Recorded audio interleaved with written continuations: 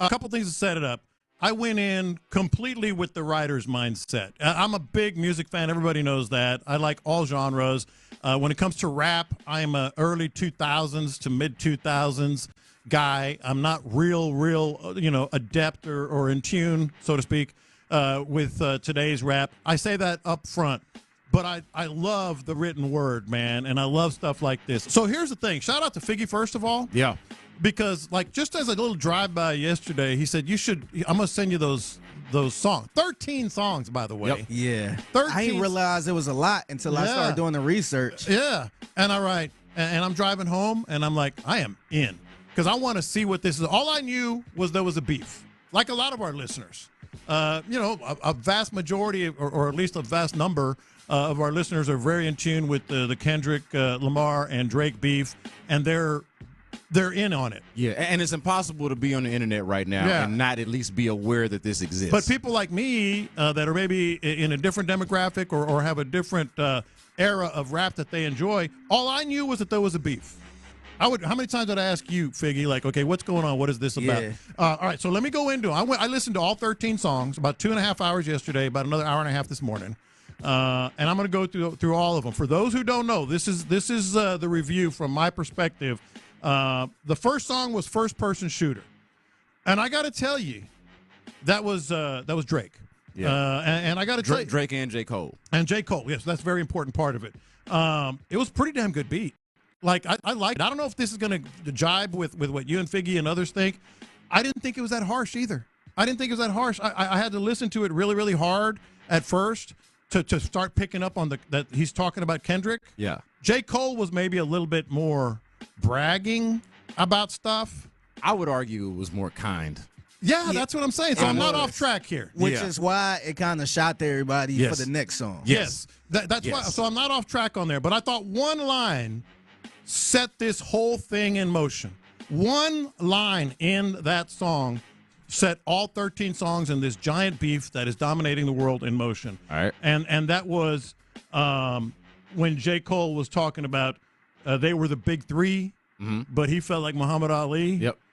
And I'm like, okay, if he hadn't said that, because I think that was a direct hit. Am I on to something there? Yeah, I think so, because Kendrick ended up mentioning something like that in the next song, in the next verse. But yeah, no, I think you definitely on to something, because they always consider them three the big three. Yeah. The reason why I found that interesting was because at least J. Cole even brought Kendrick into the conversation. Because if you go back and listen to the song, there ain't no mention of no big three from Drake. Yeah.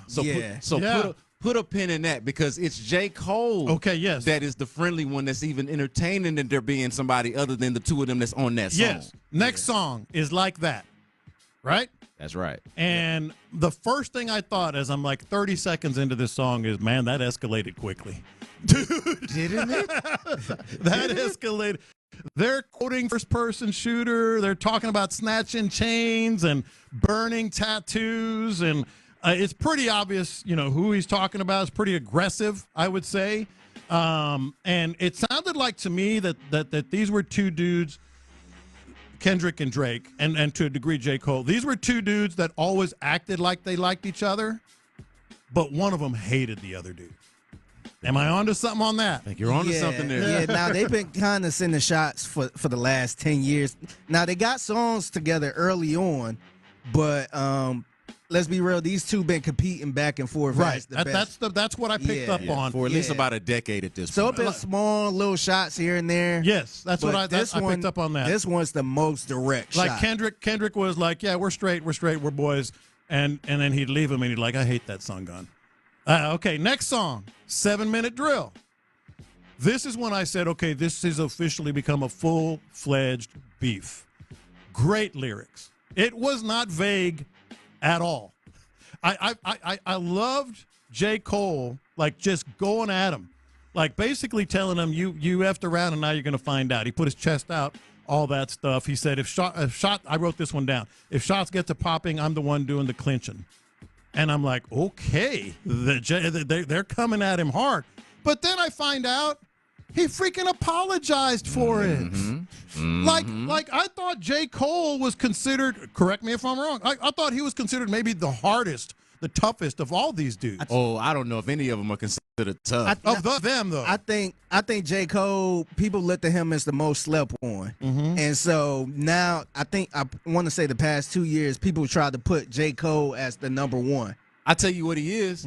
He the tallest. He's the tallest. Like if you're asking who I think is going to actually win a fight out of the three of them, I would take J. Maybe Cole. that's it. Like that's what I picked up on. But he did not. But he did not clearly want this level of energy. But I feel like it all lost its credibility. It all lost its effect because he apologized afterward. Yeah, I was disappointed. That's man. why he was nominated for the Slime Off. Yeah, he was nominated for the Okay, Slime now Off. I know. Yeah. And he was also like officially like taken out of this conversation. Like I don't think people are gonna be. He's not gonna be allowed into the GOAT conversation. I think solely because nothing to do with his raps being boring or people not liking his music, even though there's something to that for some people. It's gonna be because when the fight came, he backed down. Yeah, and not only that, he was trying to consider himself the best. He called himself Muhammad Ali. Yeah. So Muhammad Ali ain't about to apologize or do something like that. I thought he lost all credibility. The irony of it, though, and I agree, he lost all credibility, though. But the irony is that up until that point, I still feel like he had the hardest bars of the entire exchange up until that point. That's what I just said. From first-person shooter. So what are you apologizing for? What are you backing down for? Exactly. But then we found out more. And then Drake comes up with push-ups. And this is when I went, and keep in mind, there's ebb and flow here. But the first ebb, so to speak, was like, this dude is Rocky III, man. It's like it was kind of dumb that he brought in all these other rappers. He started mentioning all these other names or implying a name. And all he was showing me was that he's become rich and famous and lost his edge. It sounded like a diss song, just for the sake of a diss song.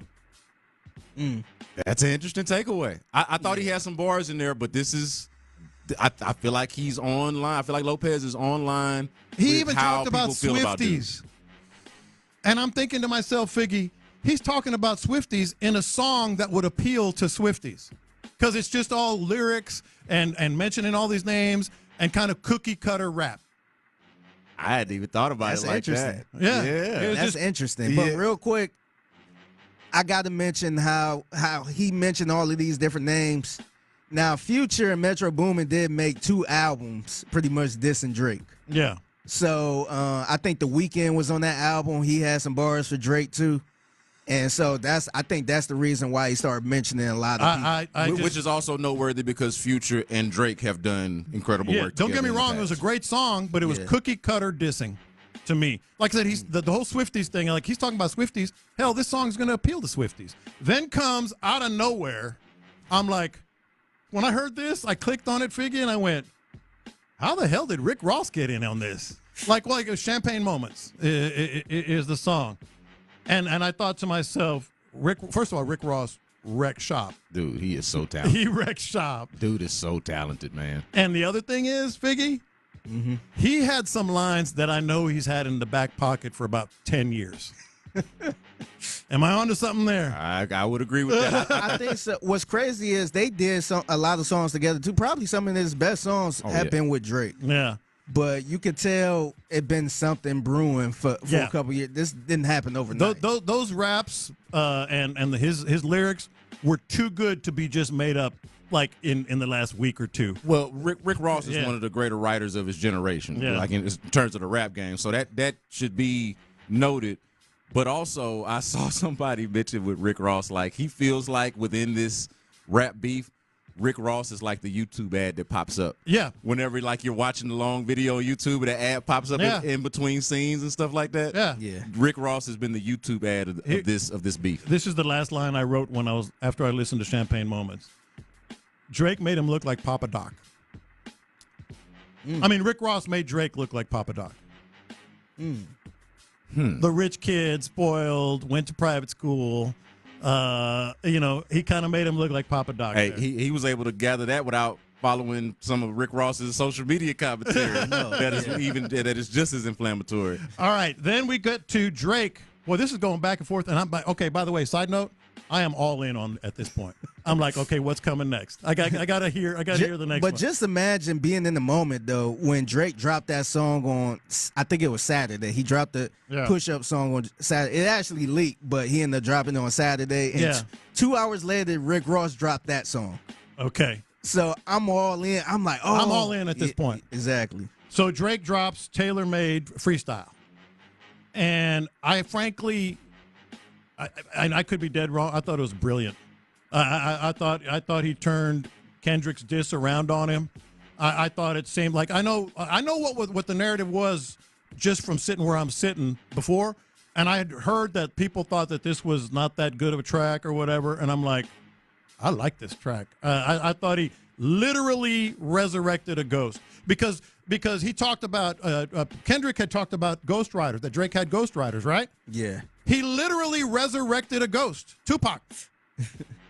I thought that was brilliant. Hey, I texted you about this, Figgy. Yeah. I texted you over the weekend. I was like, I had a non or off the air confession for Figgy. Yeah. And that was basically like, hey, I really like this track. Thank you. This AI thing. Everybody talking about this AI and how whack it was. Now, some stuff happened after that hurt the credibility of the track. Exactly, but as I'm listening, but we'll get to that. Yeah. Like, as far as that track in a vacuum, yeah, its playback is up there in terms of the songs within this rivalry. I thought the way he played it, the thought process. Oh, you want to say I have ghostwriters? I'm going to resurrect Tupac. It was good. And come at your ass. It was very good. Then Kanye shows up. What the hell's going on, Figgy? I almost didn't put this song on the list, but I just wanted to get your thoughts on that. Yeah, my first thought, I'm reading the notes that I wrote down. Who the hell invited Yee? It was my first one. Yeah.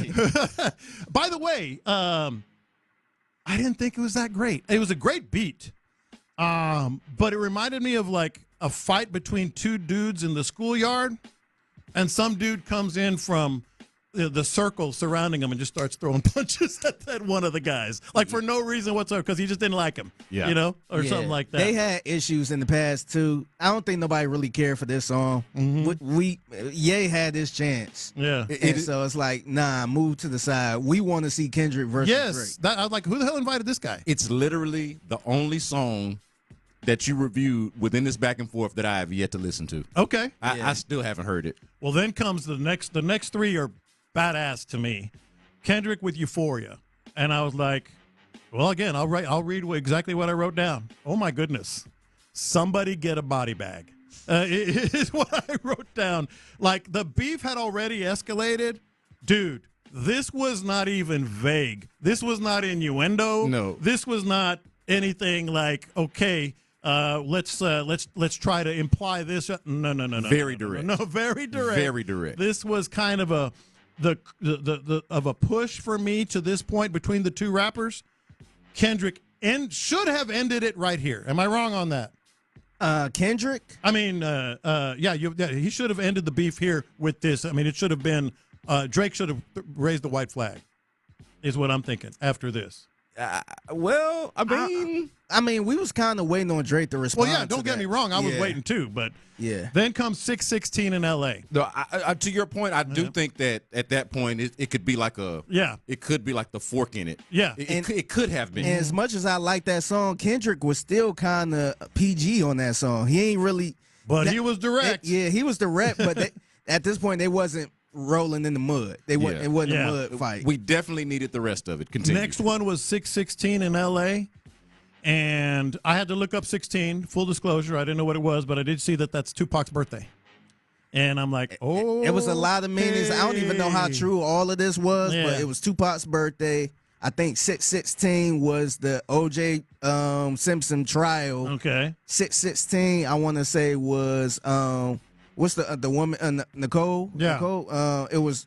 Want to say her funeral? Okay. Nicole Brown. Yeah. Nicole Brown. Yeah, okay. It was a lot of different 616. I don't know how true it was, but and this is maybe where this is just me, the writer, interpreting it, because I know this song had a lot of support.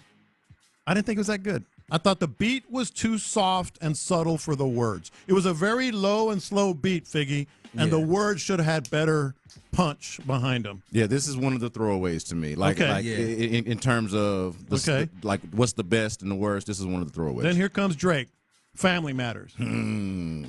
I don't know if the dissing in this song, the criticism of him in this song lived up to Kendrick, but my walk away was this, like, damn, Drake can rap. Yeah. Damn. Rapped his ass off. He was so good on that. Rapped his ass. Say what you want about him. Yeah. This was the nuke. This was his nuke. He been sitting on this one. Yes, he took shots at everyone, literally played gunshots, but I thought he kind of saved face here. He redeemed himself, even though he was losing. All right, then come the final three. Kendrick, Meet the Grams. Bro. This came 40 minutes after. Oh, my God. Family Matters. Yeah. Bro. Safe to say he was prepared for this one. I thought Kendrick is legitimately a disturbed man. Yes. Like, legit. That was my big takeaway. A crazy person. Literally disturbed man. When I first heard this, I called him a sick F. Okay. I'm feeling pretty good about things here, man. So, but here's the best part of this track. And this is me just being a music nerd. The whole melody was in a minor key. Like, and if you hear it again, it's called Meet the Grams. It's in a minor key, which is basically what you do in a horror movie. Mm-hmm. That weird sound that makes it sound more like scary. Yes. Psychotic. And that's part of Kendrick's thing too. Yes. Weird voices and that sort of thing. Yeah. But it was excellent. It was just terrifying. Two more here. Kendrick comes back. Not Like Us. This is what it was over with for me. I was done. I stepped away from the table. Dude, he literally said, "I see dead people." he said, "I see dead people," and then he started talking about pedophilia. And I hear you like them young. You better not go to cell block 1. Lopez, you were just talking about the minor chords. Yeah. Trying to strike a chord, and it's probably a minor. Yes. What? And this is also, Figgy, this is also the part, and B. Scott, where there had been some rumors that this was really just all a money-making collaboration between Kendrick and Drake. Brilliant. Bull crap. I left this one. I don't believe that one. No. I said, once we got into the pedophilia stuff and talking about people, wives sleeping with people now. These feelings are real. And then finally, I heard Drake, The Heart Part 6. The Heart Part 6. Which is kind of a diss because Kendrick got a series called The Heart. Okay. So a couple years ago, he released The Heart Part 5. Yeah. And so he pretty much jacked this title. I thought this was where Drake fell flat. This is where Drake lost. Yep. Spoiler alert, Drake lost. And especially coming off of Not Like Us. And you know what did it for me, Figgy? Like, first of all, it wasn't even a diss. He was just defending himself. Like, that's all he had left. Like, to all the things that Kendrick accused him of, he's like, if I didn't, something along the lines, I don't remember the exact, something along the lines of, hey, if I was a pedophile, why aren't I arrested? I'm like, what kind of argument is that? Who says that? What kind of argument? Yeah. He's just defending himself the whole time. But here's where I walked away saying, done. Kendrick wins. That little walk away talking he was doing at the end of the song. Very weak. Dude, it was just a white flag. He's like, basically saying, let's just kind of get along and I'm sorry or you're sorry or we should say this or that. Dude, it was totally weak. That is the OG's review of the Drake Kendrick Lamar beef. The exact segment that I just did not know I needed in my life as badly as I clearly did. I'm so glad we did that. Coming up on Internet Going Nuts.